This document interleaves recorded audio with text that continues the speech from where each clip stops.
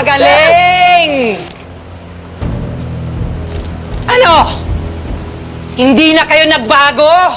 Bakit hindi nyo patapusin to? Magpatayan na kayo!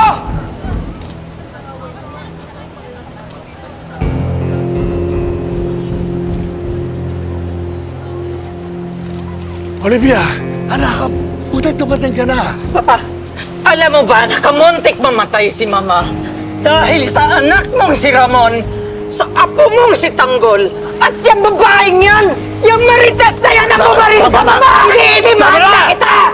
Tama na, Olivia! Ano ka? Tama na! Tama na!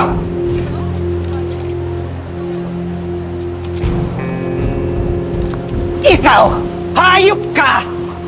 Wala kang kwentang tao! Isa kang hambog! Tamad! Wala kang ambisyon! Kung wala ang Mama, wala ka! Kung hindi sa pagsisikap ng Mama, hindi ka mauupo sa pwesto. Kahit na isa sa inyo, walang uupo sa pwesto! Mana ka nga sa nanay mo. Ang ginawa ng nanay mo, ang panluloko sa akin, ang pagpatol kay Julio. Pareho kayong walang abilidad eh. Pareho kayong walang utak. Ginagamit niyo lalaki para pakinabangan ninyo. Ah, ganon eh, ikaw! Ilang anak na ba sa labas ang meron ka? Hayop kang matanda ka! Mo kong hawakan! Ate, tama na ha?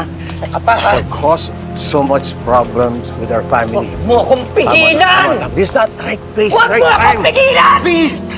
Huwag dito ha! Gusto mo? Ibuko ko lahat ng nalalaman ko tungkol sa pamilyang to!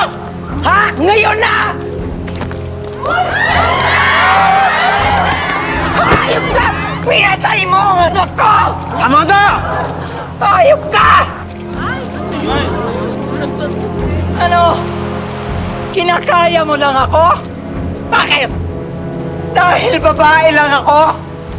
At ikaw? Paano kung lalaki? Lalambingin mo? What? How about that? Olivia, binabalaan kita.